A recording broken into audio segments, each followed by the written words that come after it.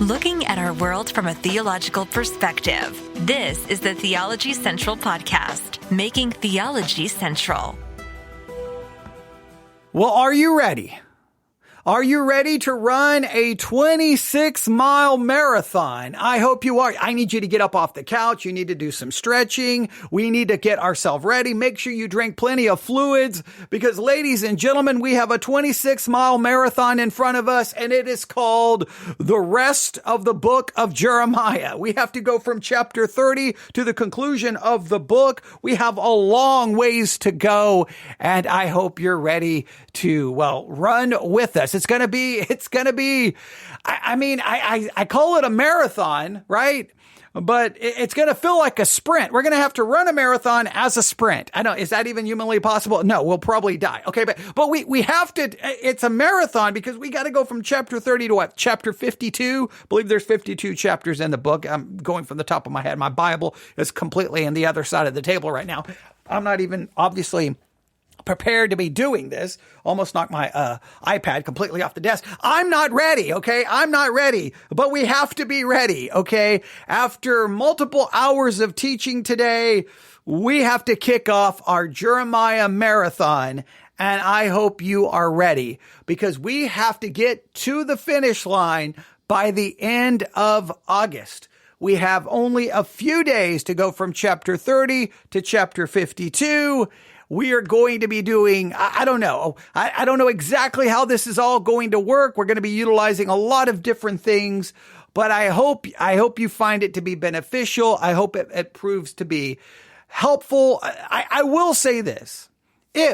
Look, you may have not have been with us this entire summer as we've been studying the book of Jeremiah all summer. All I can beg you is please sit down and at least read the entire book, right? If you say, well, I don't like to read, get an audio Bible and listen to it be read to you. All right. Listen to all 52 chapters. At the best, you can do that. If you say, well, I started and I was so excited at the beginning of the summer and I made it to like chapter 4 and then I stopped. Okay. Well, you know what? Just start in chapter 30 and then, actually just start where you stopped and just at least read the book. Can you at least accomplish that? I know from the number of assignments being turned in, most people dropped out of this really quick, right? Most people, if you look at the number of assignments people were turning in at the beginning to where we are now, people drop. People just like, that's it. You go on. I'm done. I'm stopping here. I'm gonna go in and get something to drink, or I'm gonna stop and get a hamburger. Everybody was like, I'm done. I don't want to run the race. And I understand the book of Jeremiah is a difficult book, but if you've been with us, I hope at the very least, you know more about the book of Jeremiah than you ever did when you started. And hopefully you realize that even as believers, even as Christians, we can read the Bible and we can be honest with the difficulties we find in it. We can be honest with how it makes us feel. We can be honest when it just seems uncomfortable and at times it doesn't seem right and it seems confusing and we don't understand why God would do that and why he wouldn't do this. And times things just don't make sense. It's okay to say that. I know whenever I try to explain a difficulty, I always feel that Christians kind of get like, no, they get defensive. I'm like, just calm down. We're just being honest with the difficulty in the text. We don't always have a good answer, but hopefully you've been with us. Now, at Victory Baptist Church, today we covered the rest of chapter 23, all of chapter 24, and all of chapter 25. Now, the only problem is when we got to the end of chapter 25, we really had to rush it. And so there's a part of me that I want to kind of go back, but I'm not, because here's what's going to happen. On the podcast, we're on a marathon and we're going to go from 30 to 52 by the end of this week. I don't know. Hopefully within the next 2 to 3 days, we're going to cover from 30 to 52. We may make a little detour here or there, but that's pretty much what we're focusing on. Every podcast I do from now to the end of August is going to be on the book of Jeremiah. I don't know how Wednesday night's going to work at Victory Baptist Church. I was hoping for a Wednesday night in-person service where we could work on maybe chapter 26. Next Sunday at Victory Baptist Church, I should just dedicate every hour. We're going to still be working on Jeremiah, and one of the hours, maybe Sunday nights, we'll be working on Jeremiah.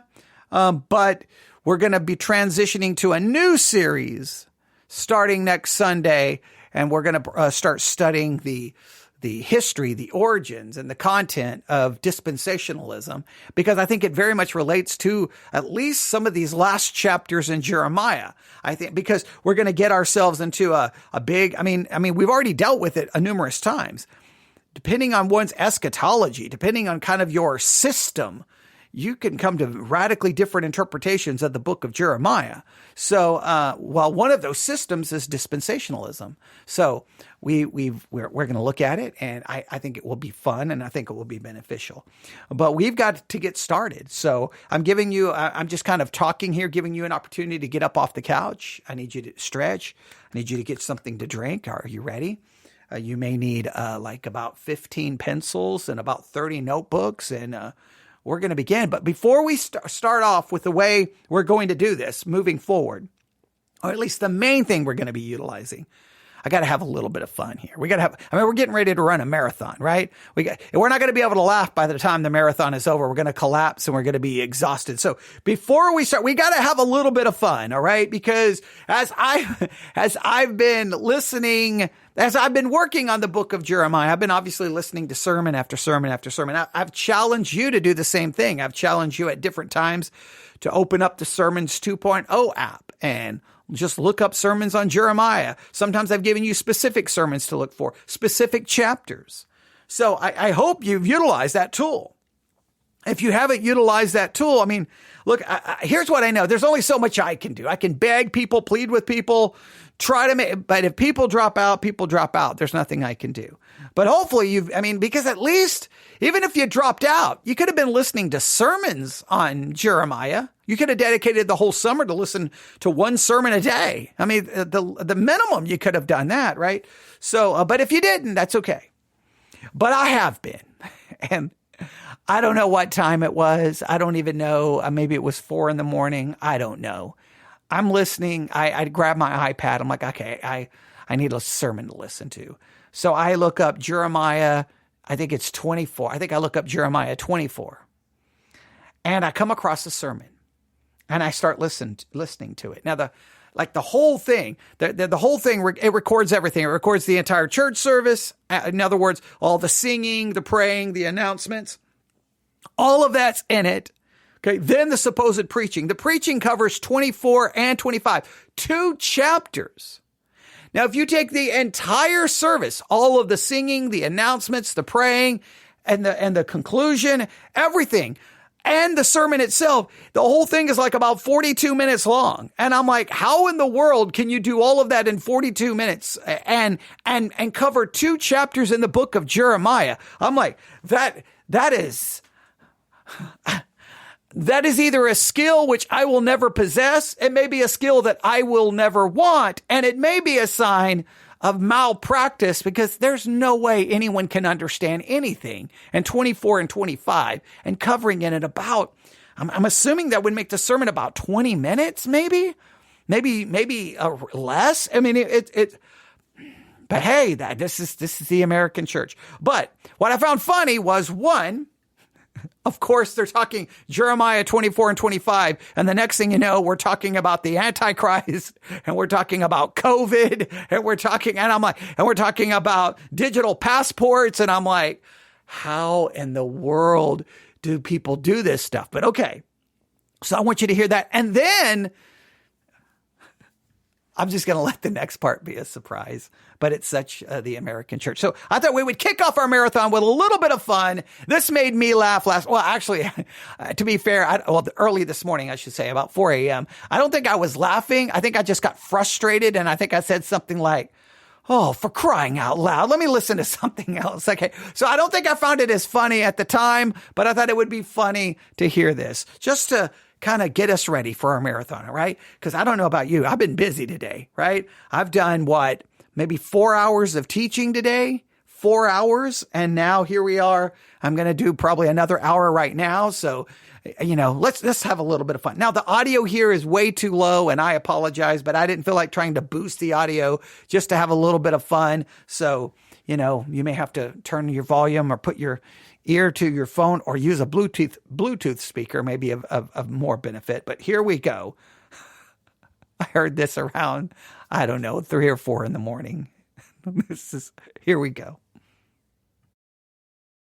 Remember that he's going to set the table. It's going to be ready, just everything to fall in place when that Antichrist comes up on the scene. And boy, has the pandemic set everything in place.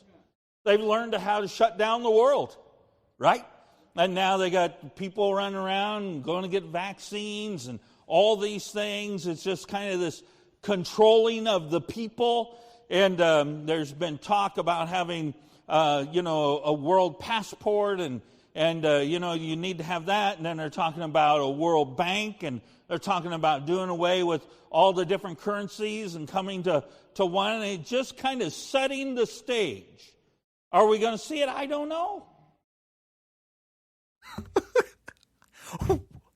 Where do you get that in Jeremiah 24 and 25?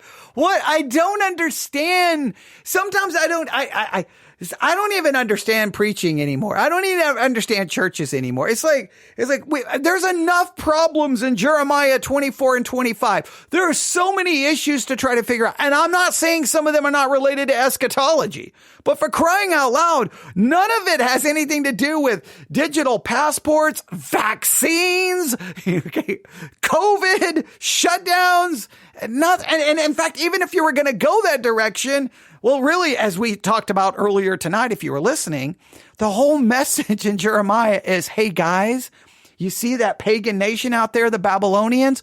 Go submit to them. Go surrender. Go submit. And anyone who fights against them is going to be judged. But I digress. Okay, but all right. So there's kind of just like, where does that come from in Jeremiah? But he's going to say something here. You just listen. You may not find, well, like I said, I was frustrated by it. Now I'm laughing at it. Maybe because I'm just delusional at this point. But you tell me what your reaction is. Here we go. I don't know. But I know that stage has to be set.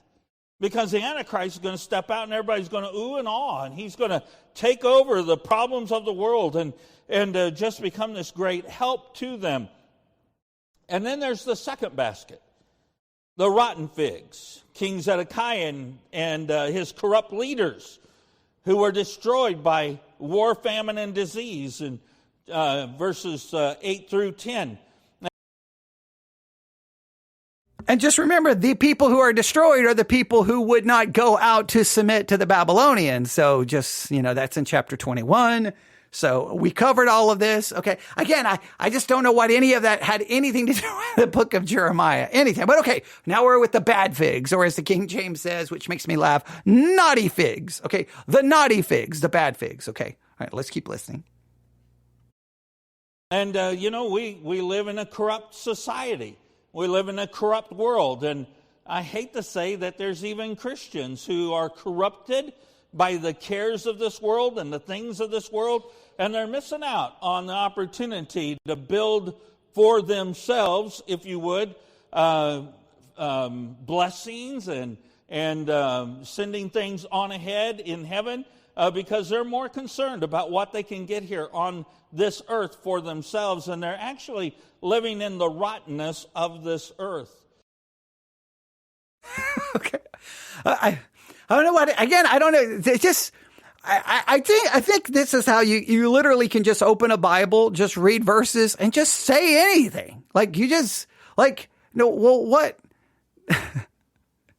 I just don't know. Sometimes it's like, I think people think if the preaching sounds good and it sounds spiritual, then it's good preaching. But it's like, I need to learn the text. Do you know all the issues in 24 and 25? There's so many issues in chapters 24 and 25 that I don't understand. Like what I don't understand. All right, but he still hasn't gotten to the part yet. Just keep listening. Listen, Christian friend, let's keep our eyes on the Lord. Let's keep our eyes upon the home to come. And so then we come to Sermon 12. Don't you wish I preached all my sermons short and sweet like that one? 10 verses long? That would be really, really quick. Okay, he covered 24 in literally like 5 minutes. I mean, it was, and a good portion of it was about the Antichrist. I don't know what in the world, any of it. It's the most, I'm just perplexed by the entire, now he's in 25 and now he makes this little comment. Hey, don't you wish my sermons were like that? Don't you wish they were like 10 verses long? Don't you wish? Okay, now here comes the comment. And easy. I was talking about, saying a few words about Brother Quinlan, and when we go to the Philippines, I don't know how many times I would get up and preach, and then we'd go back to the house and have refreshments. I don't know how many times he'd come to me and he said, you know, that was really a nice little sermon tonight, but it needs to be longer. And so the last time I went, I was taking 3 of my sermons and putting them together. Really, if you don't preach for a minimum of an hour, you're not preaching over there. Inside. He took 3 of his sermons, gets you to an hour? What is a 20-minute sermon, ladies and gentlemen? What is a 20-minute sermon? His sermons are 20 minutes long, and so he's covering 24 and 25 of Jeremiah in 20 minutes. He covered 24, and I don't even less than like 5 minutes, and he talked about the Antichrist and vaccines and digital passports. Well, I don't understand the American church. I just don't. I don't understand. And trust me, his church is probably 100 times bigger than mine. He's probably 100 times more successful than I will ever be in ministry. Probably has 100 times more people listening to him. And I just don't understand Christianity. Like, but he's going to go on and say more about, so in the Philippines, they want an hour. In the Philippines, they want an hour. So he takes his American sermons. He has to put 3 of them together to get to an hour. But in the Philippines, they want an hour. Keep listening to this. This is just crazy.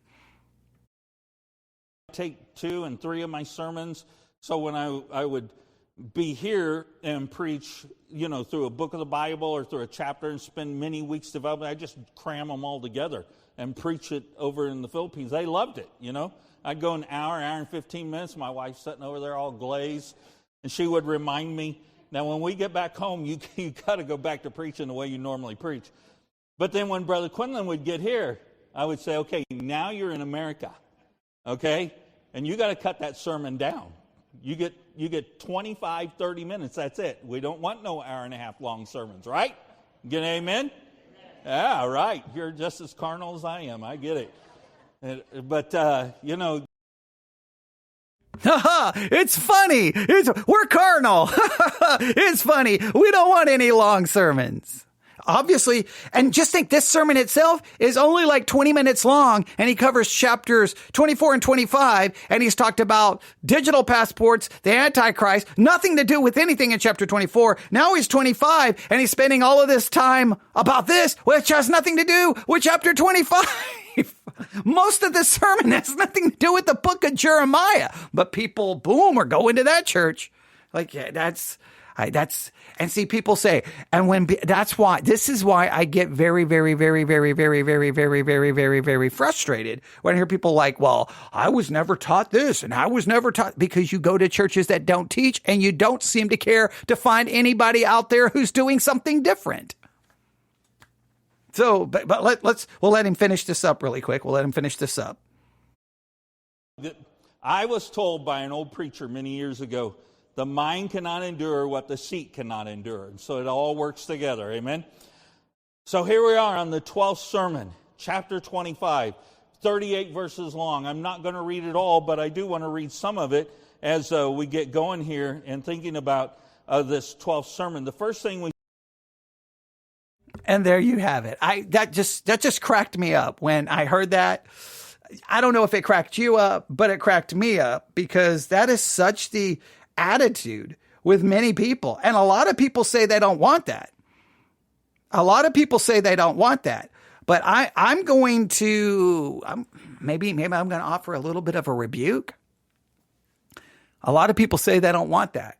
Now, in my own life, what I've seen is people come to my church telling me they don't want that. When you give them the absolute opposite, then they leave your church to go somewhere else that basically gives them that. And then you're like, I thought you said you didn't want that. Okay. So I already know I'm already jaded and skeptical when people tell me they don't want that.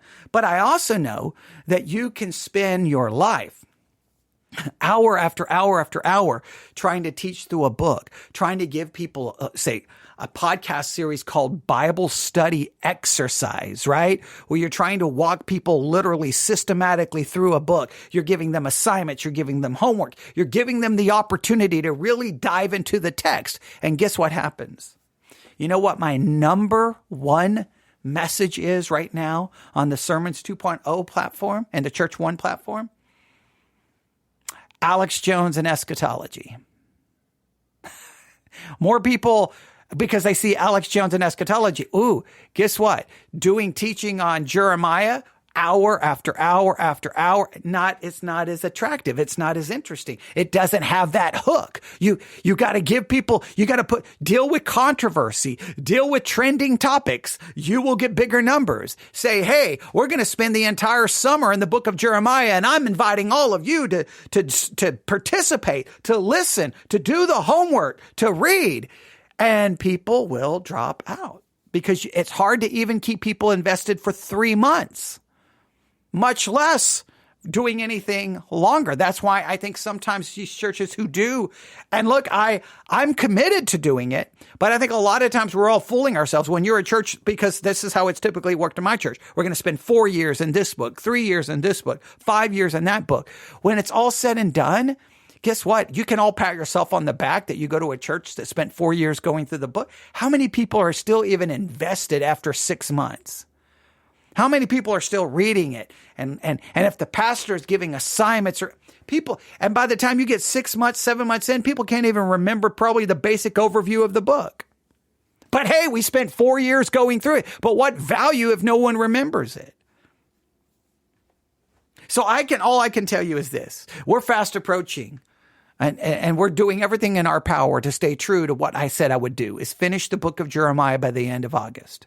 And guess what? We're going to work hard. But guess what? We're not going to be done in 20-minute sermons and 30-minute sermons and 20-minute broadcasts and 30-minute broadcasts. We're going to have to commit. And so I hope that you will at least do everything in your power to get from 30 to 52.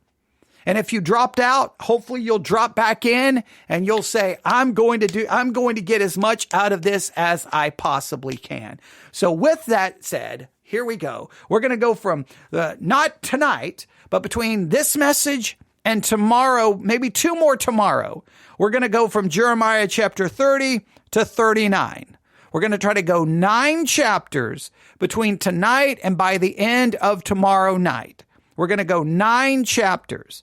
Now, we're going to be utilizing primarily, at least for these 9 chapters, we're going to be using the teaching of the late Dr. J. Vernon McGee. Their ministry has given me, rights, the ability, access to use his teaching, but we're not going to use it that way. I could just turn on the microphone and say, all right, here's Dr. J. Vernon McGee and play it. And that would be great and it would be beneficial, but I want to be a part of it. So we're going to discuss it, talk about it, struggle with it, maybe even get some we'll call them flash assignments, some pop quizzes type thing, saying, hey, we need to look at this really quick, and we'll see if we can do that. There may come we may throw in some kind of other sermon review or something else, but we're really going to have to stay focused and see if we can at least get to 52 by the end of August. And then if there's something else we need to do in Jeremiah, we will. But I hope you're ready. I know we spent 24 minutes, but I wanted the first 24 minutes just trying to get us ready to go. All right. Have a little bit of fun. And look, I think it's a sad state of affairs that many in the American church think that preaching for an hour is just, nope, you can't do that. And you do 20-minute sermons. And yet you're going to claim you're working through a book of the Bible? You're not working through anything in 20-minute sermons. And you do 20-minute sermons where half of the time you're talking about stuff that's not even related to the chapter that you're supposedly working through. That's No, that's not it. But now, to be fair, we're getting ready to go through 30 to 30. We're getting ready to go from chapter 30 to 39, and we're going to be moving way fast. And I'm not going to like the speed that we're going to be going. So I'm going to do everything I can. Now, remember, whatever we do here on the podcast, we will be making up for it at Victory Baptist Church behind the pulpit, so that some of these things that we're going to cover quickly, we will come back in and fill in the gaps, just like we did today at Victory Baptist Church with chapter 23, chapter 24, and chapter 25. Basically 3 hours of teaching. All right. So that's what we'll do moving forward at Victory Baptist Church next Sunday. Now, we're going to be moving to a different series as well, but we'll still maintain 1 or 2 hours a week on Jeremiah until we ultimately get to 52. So you're going to get this maybe almost a sprint-like marathon, but you're also going to be able to listen to as we work through and try to finish it all up at some point. So hopefully I'm going to do everything in my power to ensure that everything is covered as detailed as I can possibly cover it. And hopefully you will be grateful for that. But here we go. Dr. J. Vernon McGee, through the Bible Ministries, they give us the rights to use all of his content. We are very grateful for that. But I don't want to just play it. I want us to review and talk about it and analyze it and critique it. So here we go. Now, that brings us to this new section, beginning of chapter 30. And I think the first 3 chapters here, 30 and 31, 32, and 33, are all one tremendous message that you have here. And we'll move into this. We have in this particular section here, by the way, and I think it's a very wonderful section now that we've come to, but it comes out of the darkest days that Israel ever had. These days were dark indeed. And out of this now, you're going to hear a wonderful message from Jeremiah. Now, this is very, very, very, very important, all right? I need you to hear me here. Leading up to this have been chapters of judgment, judgment, judgment, judgment, judgment, judgment, condemnation, judgment, condemnation, judgment. As you heard, if you were listening just a little while ago when I started working on Jeremiah 25, judgment, judgment, judgment, judgment, judgment.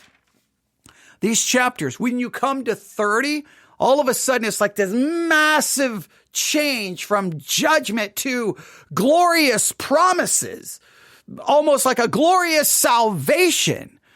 Now, in some ways, you want to celebrate it. You're like, I am so happy for Judah. I'm so happy for Israel. These are amazing promises for Judah and Israel. But for some reason, many in the American church wants to come in and go, sorry, Judah, sorry, Israel. Sorry. I know you got all of those horrible punishments and people died and you went into captivity and you suffered and you literally suffered. But dun, dun, dun, dun, we're ripping these promises out of your hands and we're taking them because we are the church. We are spiritual Israel. You don't get these promises. We do. So sorry for you. Now, that is because the American church is strongly divided when it comes to issues of eschatology.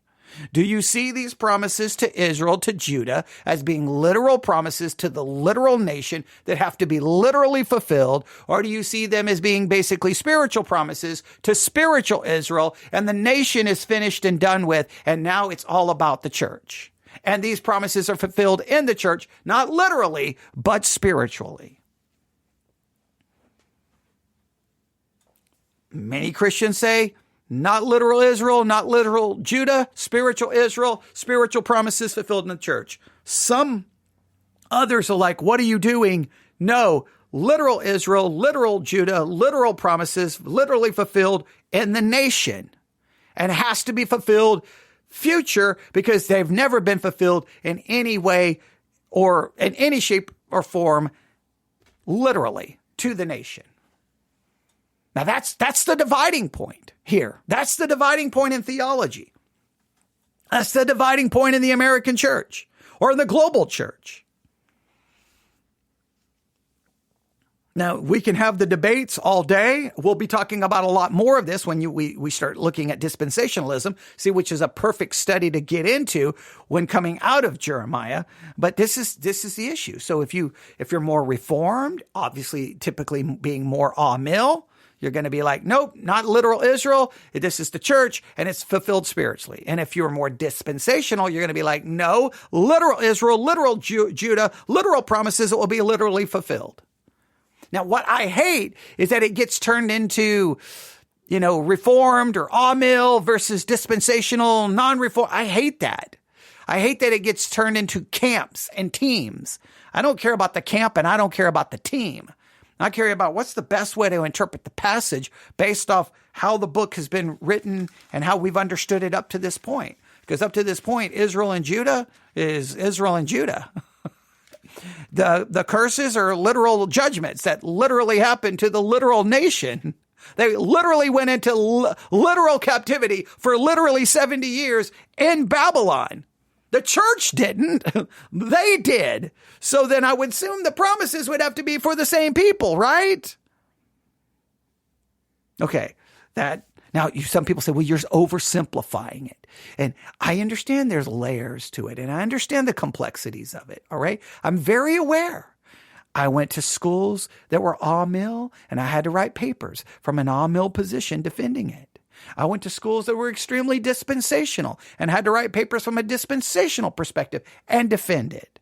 So I've learned both. But at some point, you know what? I don't really care about the team. I care about the text. And so that's what I think you should care about. All right? So let's see how Dr. J. Vernon McGee is going to handle this. Got so dark, but what he didn't have a message of encouragement. And look where they are. The army of Nebuchadnezzar now is outside the city walls, and he means business. This time he'll destroy the city and burn the temple. The prophet here has been arrested, and he's been shut up in the courtyard. I didn't tell you that as we went along. He is in jail. And 7 years have passed since this man Jeremiah had his conflict with the false prophets. Now, events have moved along rather quietly, but actually every day reveals the accuracy of Jeremiah's message. And Hananiah, he'd said that within 2 years the power of Babylon would be broken. 7 years have gone by, and there's Nebuchadnezzar outside the city wall, and he's not about to be broken. He's about to break Jerusalem. The vessels of the Lord's house now are not going to be restored to the temple. Jeconiah will not be returned back to the city.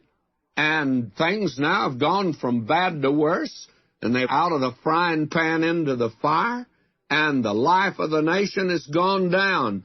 And Jerusalem was already under the shadow of Babylon.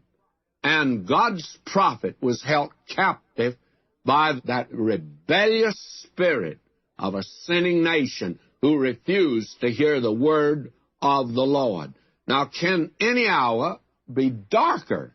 Can any circumstances be more calculated to fill the heart with despair? Well, it was at this time that the prophetic note of the prophet went all the way from the basement up to the top of the Empire State Building. He now is able to not sing low bass, but he's going to be able to sing soprano, if you please. He's going to reach the heights now, and he's going to talk about it first, but all the way through darkness into light. The night cometh, but also the morning is coming. Now he opens chapter 30. The word that came to Jeremiah from the Lord, saying, Thus speaketh the Lord God of Israel, saying, Write thee all the words that I've spoken unto thee in a book. Now, he's writing his prophecy. After all, he's in jail. He won't be in the pulpit for Sunday morning. Verse 3 now. For lo, the days come, saith the Lord, that I will bring again the captivity of my people Israel, and Judah, saith the Lord, and I will cause them to return to the land that I gave to their fathers, and they shall possess it. Please note, this is a return of Israel and Judah to the land. Both the northern and southern kingdom are to return to the land. The question would be, did that ever happen? And not only did it ever happen, were they only supposed to return for a short time? Because you know this. If you'll take your Bible and you'll flip over to Matthew, when we find them there, they're no longer in charge. Rome is in charge. And then we know, we read in Matthew 24 and some of the prophecies, we know that there's a bad time coming. And there's some signs because the temple is going to be destroyed. And that happens in 70 AD. And then Israel is basically wiped off the face of the earth until 1948. And even in 1948, do they really have all the land? No, they don't. They don't even have control of the Temple Mount. So then you have to go, well, wait a minute. Now, by no means, anyone who comes along and go, well, see, this is not real land, and this is not real Israel, and this is not real Judah. This is somehow the church. That's just nonsense. Now, I can understand why in church history, why that kind of thinking would have possibly have occurred in the early church, right? Why wouldn't it? Guys, we get these promises, and there's no Israel. Okay, we'll take the promise. Someone's got to take the promises. I mean, after all, Father Abraham had many sons, and I'm one of them, right? So are you. Let's all praise the Lord. However the song goes, you get the idea. Okay, I think I'm bringing songs together. It's been a long day of teaching. You get the idea, right? So you can see why the church would have done that. I can understand. But then as you go through time, some people start going, wait a minute. I think these promises are for Israel. And many of these men started saying this before 1948. Now you can say, well, their ideas came much later than the early church. The early church was amillennial. The early church believed these promises for Israel. Well, congratulations that the early church did that. You could argue, congratulations, you didn't believe what the Bible said, so you came up with a theology because you couldn't understand how it could be fulfilled. But others came along and said, you know what? I don't care if I don't understand it. This is a promise to Israel and to Judah, and it has to be fulfilled. They have to get the land. All right, let's see what Dr. J. Vernon McGee is going to do here. And these are the words that the Lord spoke concerning Israel and concerning Judah. For thus saith the Lord, we've heard a voice of trembling, of fear, and not of peace. And believe me, they had heard that from Jeremiah. Sorry to interrupt immediately, but I want you to hear again. And this is Jeremiah chapter 30, verse 4. And if you hear my Bible, I've got it's a newer Bible, so it's hard to open. So here we go. Jeremiah chapter 30, verse 4. And these are the words that the Lord spake concerning Israel and concerning Judah. Once again, both are mentioned, Israel and Judah, Israel and Judah, Israel and Judah, Israel and Judah. This is going to become a common theme through some of this chapter and moving forward, that there are specific promises for both the house of Israel and the house of Judah. There is no way you can make that the church. It bends over backwards to let you know who it's referring to. The whole book has been a message to Judah primarily. Israel has been mentioned, but now here are promises to both the north and the south. Even though the northern kingdom, they're gone off to Assyria. So wait, how is this going to work? Things have not been good. Things have been bad. There have been judgment. There have been suffering. All right, now. What's going to be these promises, and how do we understand these promises? Peace. But the false prophets had said peace, and there was none. He says now, ask ye now and see whether a man doth travail with child. Wherefore do I see every man with his hands on his loins, as a woman in travail, and all faces are turned into sadness, paleness. Now he sees not only that great day coming, but the day of the Lord is coming. That the other prophets, including Isaiah, had said it's a day of darkness and not light. Well, they go through the night into the brightness of the day. In other words, they go through the great tribulation, and listen to him in verse 7. Alas, for that day is great, so that none is like it. It is even the time of Jacob's trouble, but he shall be saved out of it. God said, there's coming a day that you think it's bad now, you haven't seen anything yet. Okay, now we can get into a whole discussion. Clearly, Dr. J. Vernon McGee is going with, hey, this has future implications even beyond Babylon and that captivity and coming out of Babylon captivity. There's something even more coming, that it goes even beyond it. Now, we could have a debate whether we see, here's the thing, because I'm, just so that you understand this, I'm not committed to a team. So sometimes I'll see something, I don't know, I think the dispensationalists are wrong here. I think maybe the amillennialists are right. And there's time, like, I'll go back and forth because all I care about is understanding the text. Now, how we want to read that? I mean, look, it says in verse 6, ask ye now and see whether a man doth travail with child. Whether do I see every man with his hand on his loins as a woman in travail, and all faces are turned into paleness? Alas, for that day is great, so that none is like it. It is even the time of Jacob's trouble, but you shall be saved out of it. Is what I mean, he seemingly referred to something very bad is coming.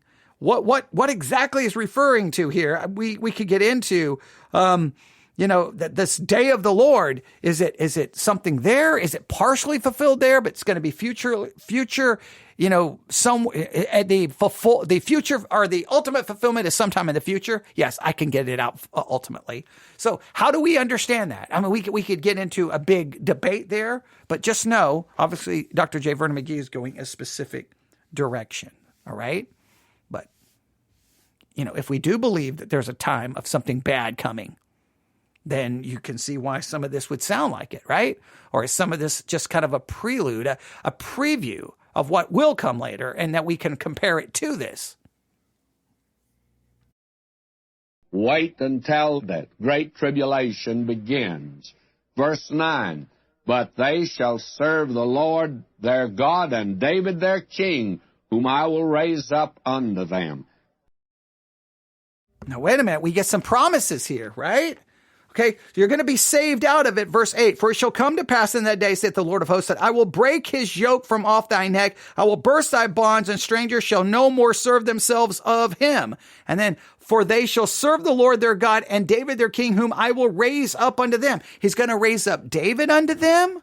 Now, how do we understand this?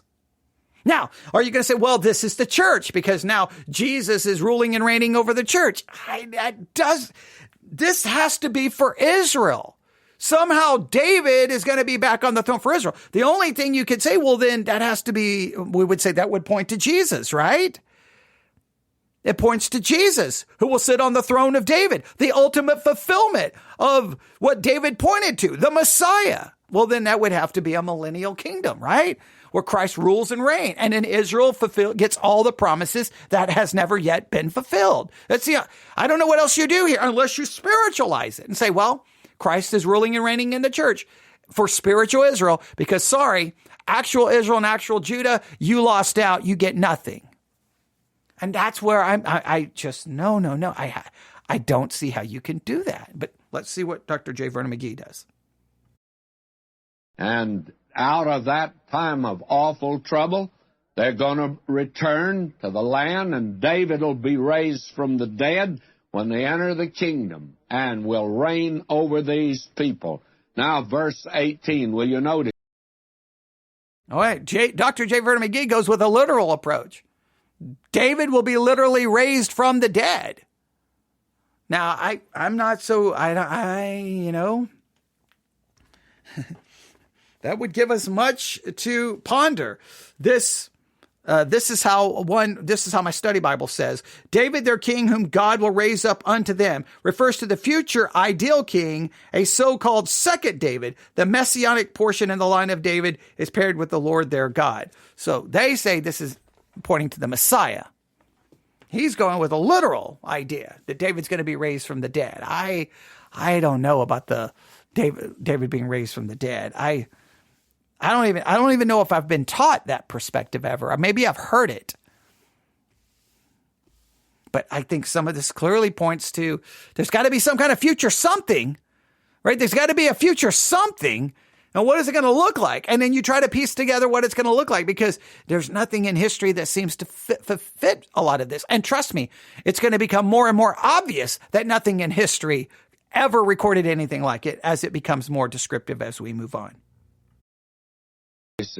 Thus saith the Lord, behold, I will bring again the captivity of Jacob's tents, and have mercy on his dwelling places, and the city shall be builded upon her own heap, and the palace shall remain after the manner thereof.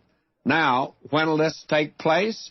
Way down at verse 24, he says, the fierce anger of the Lord shall not return until he have done it, and until he have performed the intents of his heart in the latter days, ye shall consider it. In other words, this is something way down in the future. Now, friends, here in Jeremiah, we have come to a section that is bright indeed. Okay, that's pretty much how he handled all of chapter 30.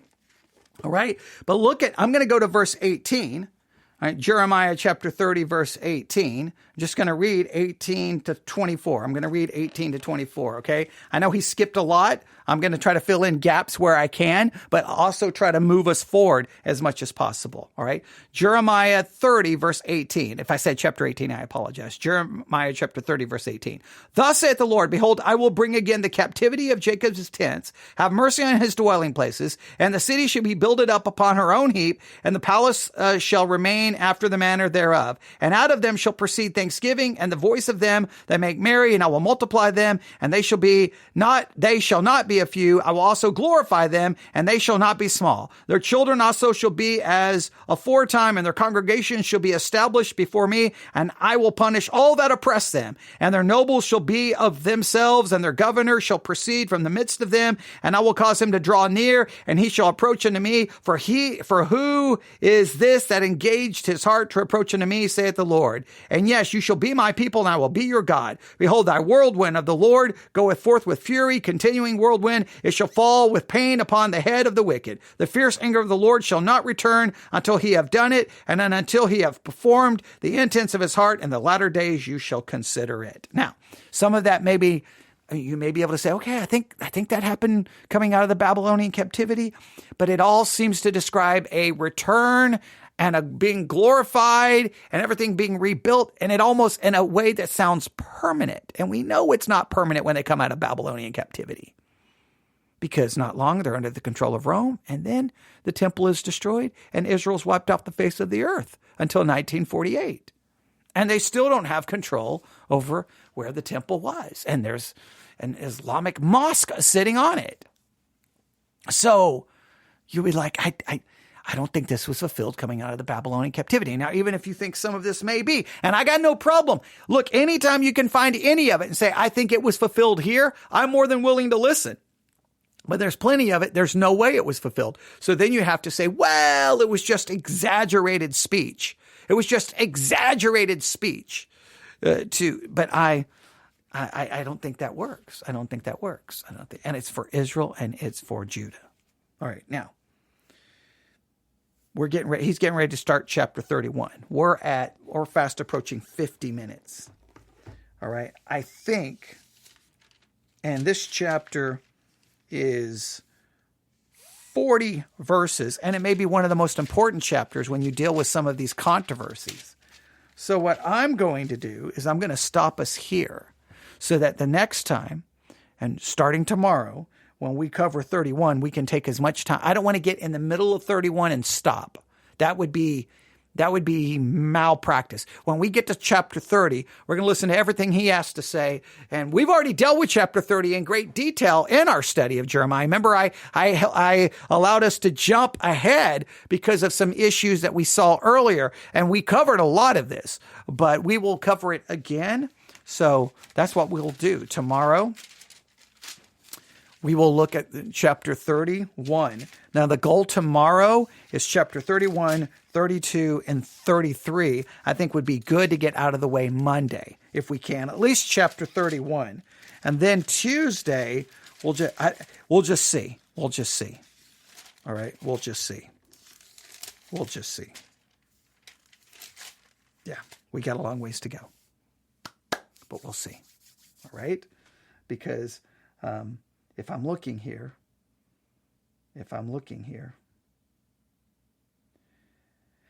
yes, we have till Thursday at midnight. So we have till Thursday at midnight. So I think we're doing okay. This did us pretty good. Now, I don't like the fact that from church to here, we skipped, 27, 28, and 29, or 27, 28, and 29. But just remember, we covered 27 and 28, 9 before on the podcast. But we will, at Victory Baptist Church, work on 26, 27, 28, and 29. We will work on that, okay? And then, moving forward from there, what I feel we skipped on here that we didn't cover in enough detail, I'll go back at church and we'll cover even more. But I'm going to try to really jump in a lot and try to fill in anything that I think is missing here. Okay? All right. We're going to stop there. Okay, now you can stop running. You can stop running. You can sit back down. All right? Please read the rest of Jeremiah. Read it all. Listen to it before the end of August. Let's finish strong. Tomorrow we'll continue the marathon. And I think that's a lot of hours of teaching today. So I think we've done pretty good. And, it's 9:03. I think my voice, for me, is probably good. I want to just keep going. But I'll dedicate like multiple hours tomorrow if we need to. And then, of course, as we get closer till Thursday, if we have to, we'll spend who knows how many hours on Thursday. We're just gonna throw in a lot of hopefully fun and unique things, and hopefully just make this a fun time and learning as much as we can. I don't know if it's going to have some dramatic conclusion, but it will have a conclusion. And hopefully you've enjoyed the summer of Jeremiah, and we're getting closer and closer to the end.